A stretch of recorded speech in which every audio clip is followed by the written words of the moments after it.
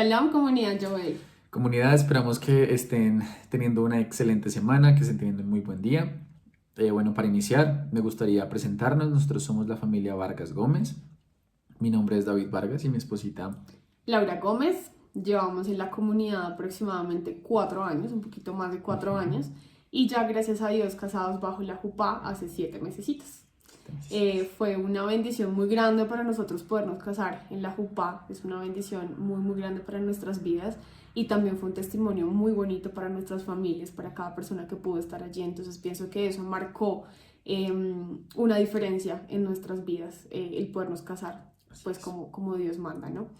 Ya ahora sí, pues entrando en materia, queríamos hablar un poquito de nuestra vida personal. Ahora sí vamos a hablar el tema de la lectura de la parasha Hasinu, que significa oigan. Esta parasha va desde Deuteronomio 32, del 1 al 52, los cuales pues vamos a entrar a estudiar después de esta breve oración que mi esposito va a hacer.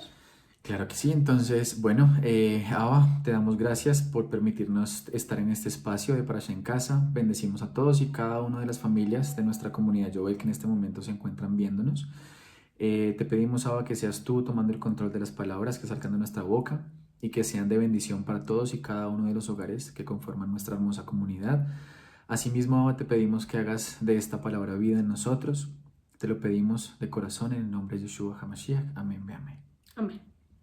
Bueno, eh, como dijo mi esposita, para entrar en materia, entonces vamos a iniciar con la lectura de Deuteronomio 32, capítulo 1.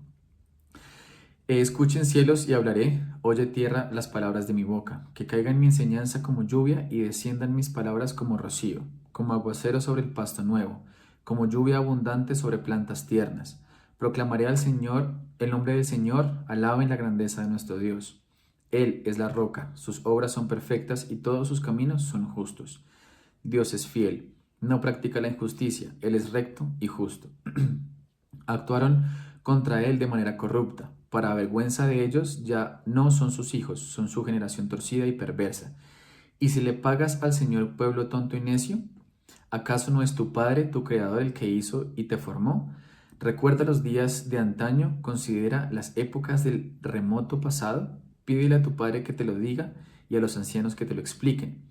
Cuando el Altísimo dio su herencia a las naciones, cuando dividió a toda la humanidad, les puso límites a los pueblos, según el número de los hijos de Israel. Porque la porción del Señor es su pueblo, Jacob es su herencia asignada. Lo halló en una tierra desolada, en la rugiente soledad del yermo, lo protegió y lo cuidó, lo guardó como la niña de sus ojos, como una águila que agita el nido y revolotea sobre sus polluelos, que despliega su plumaje y los lleva sobre sus alas. Solo el Señor los guiaba, ningún dios extraño iba con él.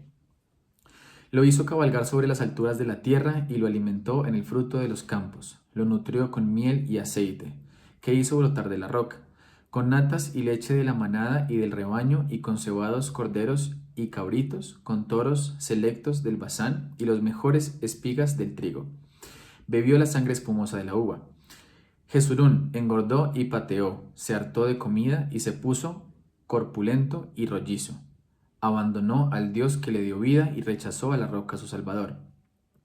Lo provocó a celos con dioses extraños y lo hizo enojar con sus ídolos detestables. Ofreció sacrificio a los demonios, que no son Dios, dioses que no había conocido, dioses recién aparecidos, dioses no honrados por sus padres. Desertaste de la roca que te engendró, olvidaste al Dios que te dio vida. Al ver esto, el Señor los rechazó porque sus hijos y sus hijas lo irritaron. Les voy a dar la espalda, dijo, y a ver en qué terminan. Son una generación perversa, son unos hijos infieles. Me provocaron a celos con quien no es Dios como yo, y me enojaron con sus ídolos indignos. Pues yo haré de ustedes sientan envidia de los que no son pueblo.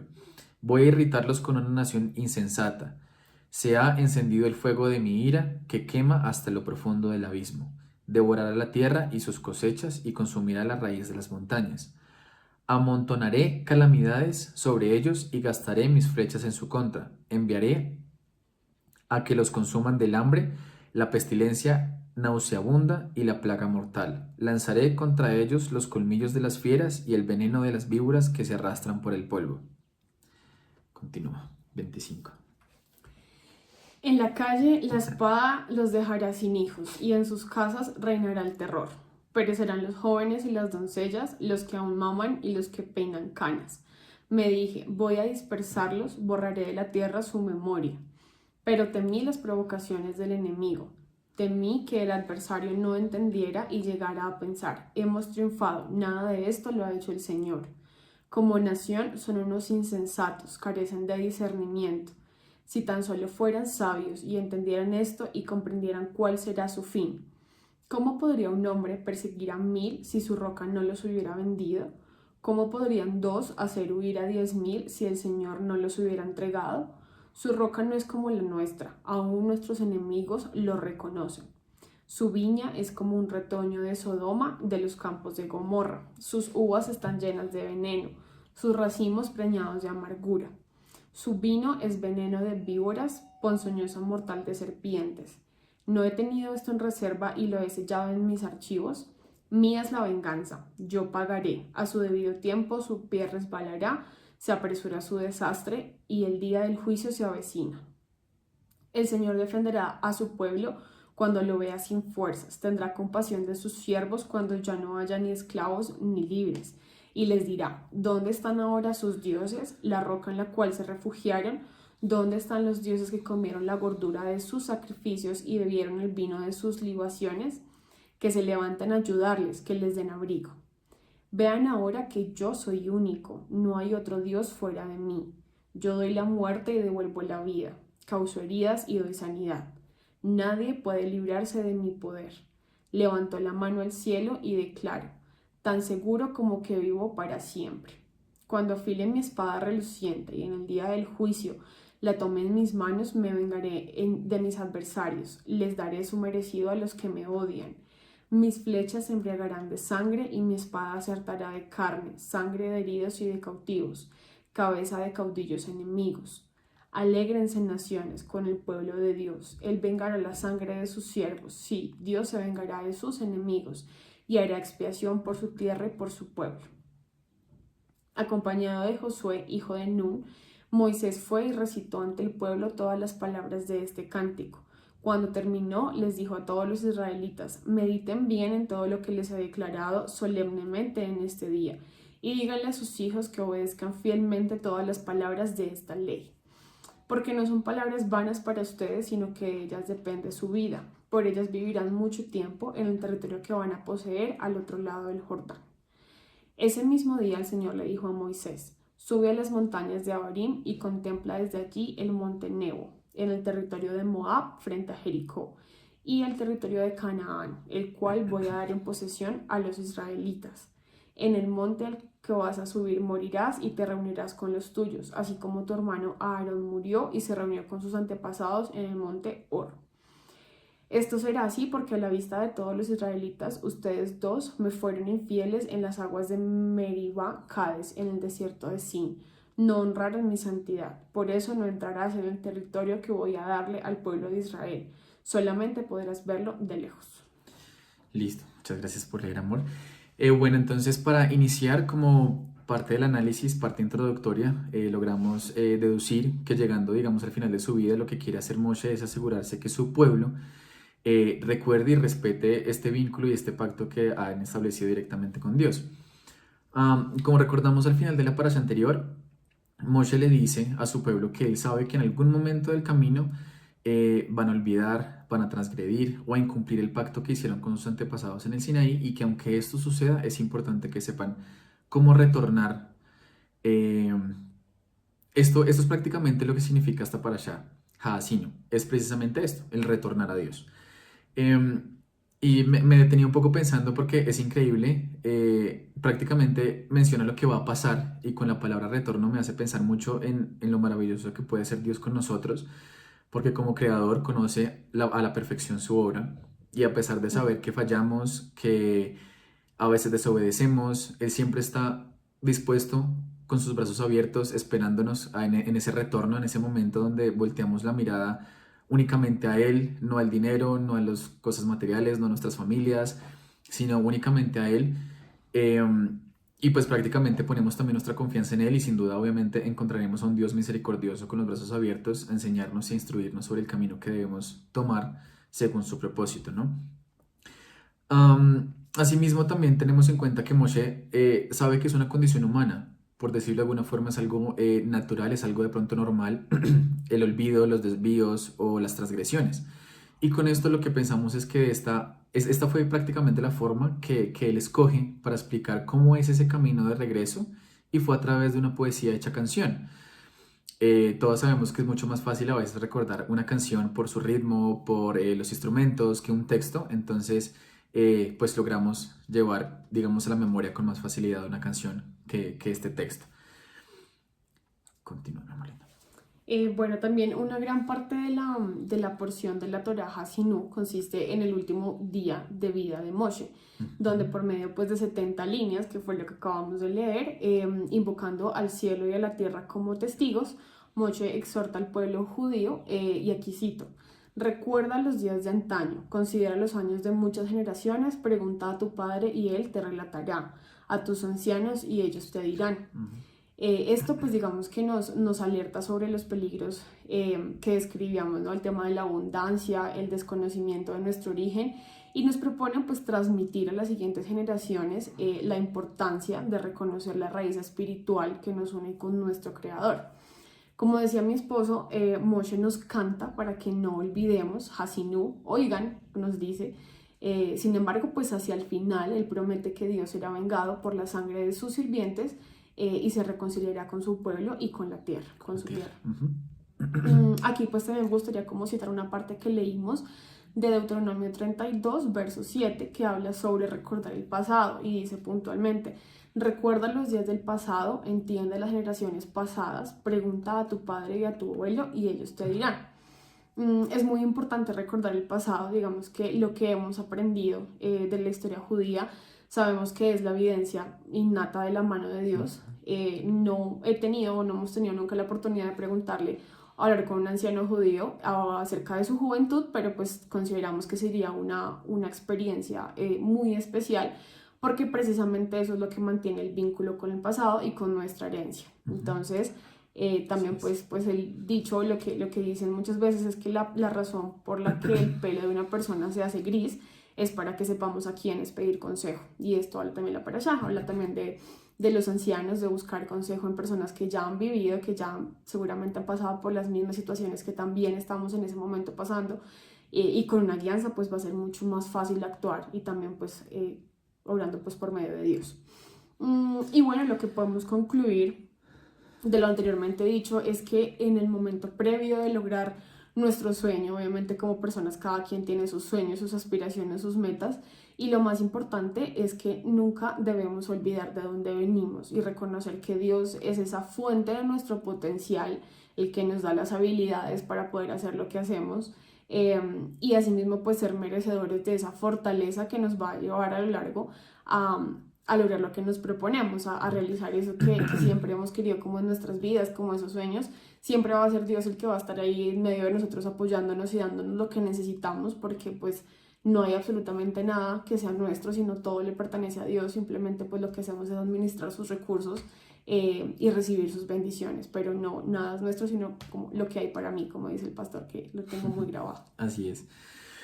Listo, también traía a colación una partecita importante, y es que esta parashá tiene un fragmento de justicia que es importante resaltar y también hablarlo, en lo que nos enseña que cuando hablamos de un Dios recto, de un Dios justo, prácticamente nos referimos a que nosotros como seres humanos, con nuestro libre albedrío que tenemos, introducimos el mal al mundo y luego sufrimos las consecuencias que esto mismo conlleva. Entonces, por eso es importante tener en cuenta siempre que cuando aparezcan los problemas, algún impedimento, alguna circunstancia que nos lleve como a nuestros límites, a la duda, a la incertidumbre, siempre es necesario buscar primero la causa en nosotros mismos y no culpar a Dios, porque, como lo mencionaba anteriormente, Dios es recto y es justo. Aquí cito también una partecita de la porción que leímos, Deuteronomio 32:4, donde nos dice: la roca cuyo acto es perfecto, todos sus caminos son justicia. Esto prácticamente nos da a entender que ningún juez sobre la faz de la tierra, un juez humano que pueda afirmar que llevó a cabo justicia perfecta. Eso no es posible. Incluso condenar un asesino, perdón, resulta en un sufrimiento innecesario. Si ustedes se dan cuenta, cuando a una persona se le imputan ya los cargos, se le acusa ya de haber cometido el crimen, la pregunta es por qué deben su esposa, su madre o sus hijos sufrir. Entonces, esto nos lleva a pensar prácticamente que cuando Dios ejecuta justicia, nosotros creemos firmemente que, a pesar de que no siempre entendemos cómo Dios actúa o el porqué de las cosas, o a veces el rumbo que toman ciertas situaciones en nuestras vidas, tenemos que tener claro que Dios da un juicio justo a todas las partes involucradas. Yo lo veo más como una parte imparcial, que no tiene ningún tipo de inclinación hacia una persona, hacia la otra, sino siempre obrando sobre lo correcto, lo justo y lo que realmente corresponde como bien, sobre el actuar de la situación. Así es, y digamos que trayendo esto un poco a la vida personal, lo que menciona mi esposito, a forma pues de testimonio, antes de que uno llegue a todos estos caminos del Señor, al judaísmo y todo esto, uno se pregunta muchas veces por qué le pasan cosas malas a la gente buena, por qué tanta injusticia en el mundo, por qué pasan pues tantas cosas, ¿no? Y digamos que bueno, aprovechamos esa duda, y esta parashá en casa que nos permitieron tener para poder hacer una investigación en relación a esto. Y encontramos que en el Talmud dice que de todas las preguntas que Moshe le hizo a Dios, esta es la única que él no respondió. Pero la interpretación es más simple de lo que pues pensamos, y habla en el Salmo profunda. 92. Y habla de que aunque los malvados crecen como el césped, a la larga serán destruidos. Los rectos, por contraste, florecen como la palmera y crecen como el cedro del Líbano.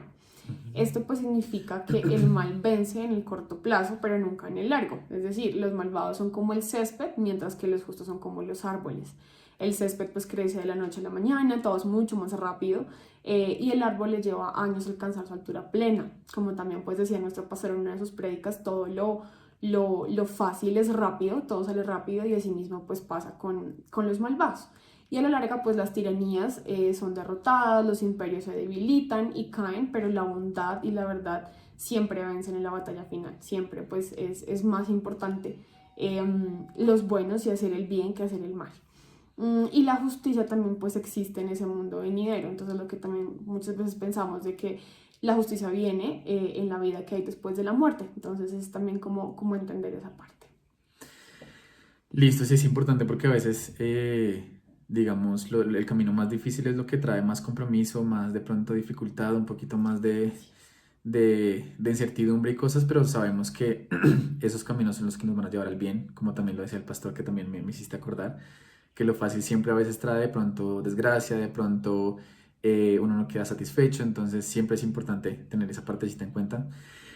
Y bueno, entrando también en otro temita importante que tocamos en esta parashá, es que a lo largo del libro de Devarim que hemos estado leyendo, Moshe ha estado advirtiendo constantemente sobre el peligro en su tierra, ¿no? Donde a veces digamos, una vez superadas las dificultades del desierto, olvidadas las penurias, digamos, de las batallas, el pueblo llega a un punto de tornarse complaciente y cómodo. Eso nos pasa mucho a nosotros a veces cuando pasamos esos tiempos grises, esos tiempos de tempestad, y cuando ya vuelve a salir el sol, cuando ya vemos el cielo un poco más despejado, nos olvidamos de absolutamente todo y entramos en esa zona de confort de listo, ya tengo todo lo que quiero, ya siento plenitud. Y, y así como lo dice en la parashá, digamos, atribuirá sus logros a sí mismo y se apartará de la fe. Entonces a veces nos confiamos y creemos de que lo que pasó fue por mérito de nosotros, lo que logramos nosotros, lo que conseguimos nosotros por medio de nuestras fuerzas, de nuestros recursos, de nuestra inteligencia, de nuestros conocimientos. Y pues aquí también advierte que cuando esto ocurra, le sobrevendrán los desastres que ya mencionamos anteriormente.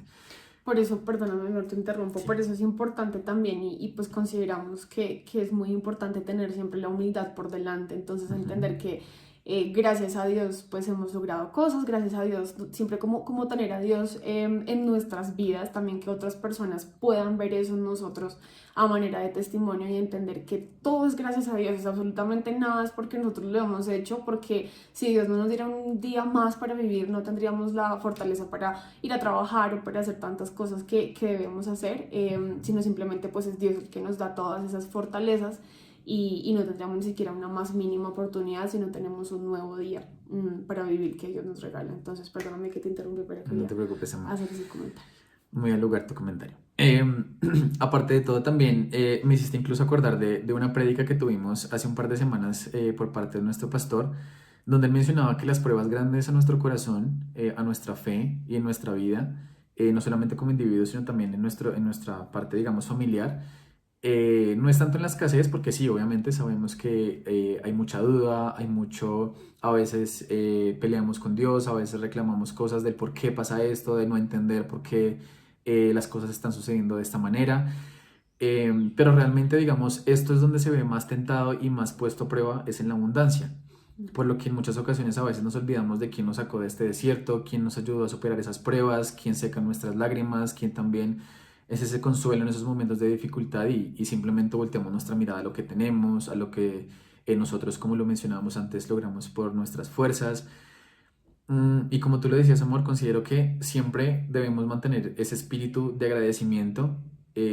Aquí hago como un paréntesis, y es que a veces, digamos, nos pasa que cuando queremos orar, nosotros tenemos un hábito de orar todas las noches, antes de dormir o en cualquier momento de la noche. Y, y siempre me he dado cuenta que nuestro foco y nuestra parte principal, como nuestro pilar de la oración, es el agradecimiento, porque, como lo mencionaba mi esposa al principio, nuestro matrimonio, nuestra vida desde que tomamos la decisión de seguir los caminos del Señor, de hacer las cosas bien, hacer las cosas al derecho y casarnos bajo la jupá, siempre hemos visto la mano de Dios puesta en nuestra vida Sí. inmensamente, hemos visto muchas bendiciones, hemos visto el apoyo de nuestras familias, también el impacto que esto ha generado como testimonio, como tú lo decías, en la vida de nuestras familias, de nuestros padres. Ujú. Eh, y como lo mencionaba, o sea, nosotros siempre hemos tenido como esa intención de siempre agradecer, siempre estar, a pesar de que estemos en medio de un problema, de escasez, de pronto que a veces corremos por situaciones complicadas, siempre lo que nos caracteriza, digamos, en una oración como la que hacemos todas nuestras noches, es agradecer a Dios por absolutamente todo, desde lo más pequeño, desde tener con qué vestir, tener qué comer, tener con qué arroparnos, tener un techo, tener la posibilidad de poder hablar, de poder movernos de nuestras extremidades, de tener una salud. Y esto con lo que mencionaba antes, hago esa como ese emparejamiento de tener siempre como ese espíritu de agradecimiento, ese espíritu de humildad, de adoración a nuestro Padre, porque no podemos a veces percibirlo como, ¿cómo decirlo? Como un bombero, como un médico, que acudimos a veces en momentos de enfermedad, en momentos de urgencia, de incertidumbre, sino que hagamos de Dios ese núcleo, ese motor de nuestra vida y que busquemos de Él no solamente en la escasez, sino también pues en la abundancia, que es realmente donde se pone a prueba dónde está nuestra fe y dónde está nuestra confianza puesta. Así es, mi amor, concuerdo mucho con lo que mencionas. Asimismo, pues también me gustaría agregar que a veces nos perdemos de bendiciones o de promesas que nuestro Creador tiene para nosotros por desobediencia, por duda, por incertidumbre, que a veces son muy fuertes y muy fuertes. Creo que también es algo como muy normal del ser humano, pero es algo impactante que vemos donde, pues volviendo un poquito al tema de la parashá, a pesar del trabajo de Dios con Moshe, era al final de sus días no de entrar a la tierra que Dios promete, ya que la parasha concluye con la instrucción de Dios hacia Moshe de subir a la cima del monte Nebo, que era lo que estábamos leyendo hace un momento, desde donde observar la tierra prometida antes de morir ahí. Y pues él dice, tú verás la tierra frente a ti, pero no entrarás allí, a la tierra que yo doy a los hijos de Israel. Entonces, bueno, querida comunidad y familia Jovel, esto es lo que queríamos compartir con ustedes desde nuestro conocimiento, lo que también la investigación que logramos hacer. Fue una actividad muy chévere en pareja también, y bueno, les agradecemos mucho por este tiempito escuchándonos, por permitirnos entrar en cada uno de sus hogares y esperamos que las bendiciones de Dios derramen sobre cada una de sus casas. Chau a Chao a todos, que todos, estén que bien. Chao, estén chao. bien.